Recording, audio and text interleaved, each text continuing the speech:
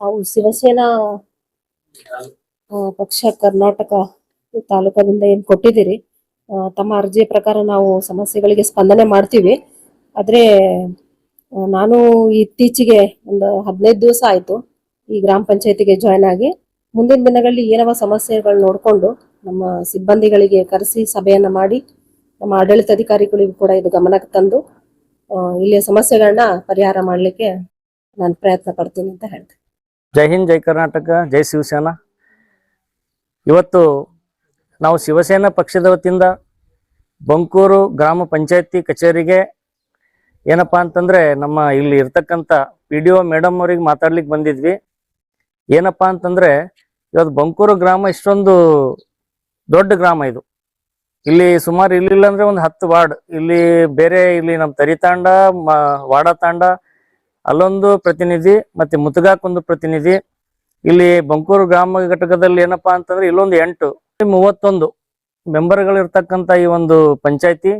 ಇಲ್ಲಿ ಏನಪ್ಪಾ ಅಂತಂದ್ರೆ ಇತ್ತೀಚಿನ ದಿನಗಳಲ್ಲಿ ಬಹಳ ಲಾಪರವಾಹಿ ಹೆಚ್ಚಾಗ್ಯದ.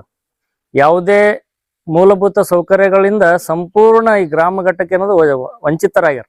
ಯಾಕಂದ್ರೆ ಇಲ್ಲಿ ಇವಾಗ ಅಧಿಕಾರ ಎಲ್ಲರದು ಏನದಪ್ಪ, ಜನಪ್ರತಿನಿಧಿಗಳದ್ದು ಪೀರಿಯಡ್ ಮುಗಿದು ಇಷ್ಟು ದಿನಗಳಾದ್ರೂ ಇನ್ನ ಚುನಾವಣೆ ಹತ್ತಿರಕ್ಕೆ ಅನ್ಲತ್ತಾರ. ಇನ್ನು ಯಾವ್ದು ನಿಶ್ಚಯ ತಾರೀಕಿಲ್ಲ, ಏನು ಯಾವುದೇ ಇದು ಇಲ್ಲ.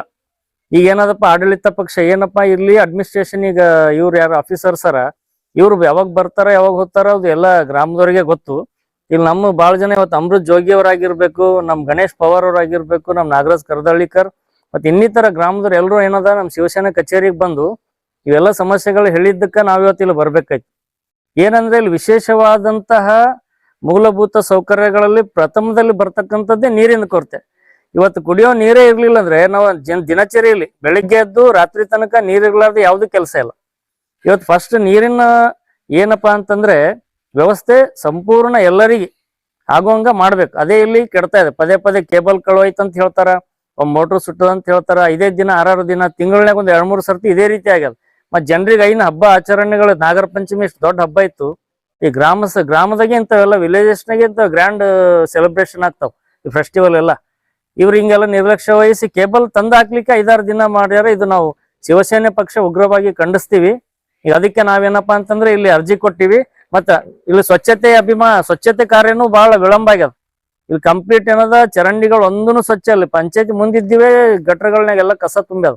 ಅಲ್ಲಿ ಮೇನ್ ಏನದ ಮುಖ್ಯ ದ್ವಾರ ಏನ್ ನಮ್ ಒಳಗೆ ಎಂಟ್ರಿ ಆಗ್ತಿವಿ, ಗ್ರಾಮದ ಅದು ದ್ವಾರದ ಮುಂದೆ ಫುಲ್ ಗಲೀಜ್ ಅದ.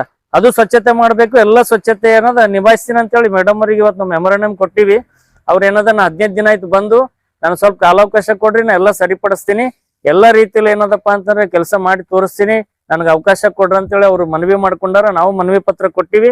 ಒಂದ್ ವೇಳೆ ಇದಕ್ಕ ಏನಾರ ಲೇಜಿ ಮಾಡಿ ನಿರ್ಲಕ್ಷ್ಯ ವಹಿಸಿದ್ರಂದ್ರೆ ಶಿವಸೇನಾ ಪಕ್ಷ ಉಗ್ರವಾಗಿ ಖಂಡನೆ ಇದಕ್ಕ ಹೋರಾಟ ಮಾಡ್ಬೇಕಾಗ್ತದ. ನಾವು ನಾಳೆ ನೆಕ್ಸ್ಟ್ ಇದೇನಕ್ಕೆ ಇದಕ್ಕೆ ನಿರ್ಲಕ್ಷ್ಯ ಇದೇ ರೀತಿ ವಹಿಸಿದ್ರೆ ನಾವೇನದ ಇಲ್ಲಿ ಬಂಕೂರು ರಸ್ತಾ ರೋಕೋ ಮಾಡ್ತೀವಿ, ಪ್ರತಿಭಟನೆ ಉಗ್ರವಾದಂತ ಹೋರಾಟ ಮಾಡ್ತೀವಿ ಅಂತ ಹೇಳಿ ಎಚ್ಚರಿಕೆ ಕೊಡ್ತಾ ಇದೀವಿ.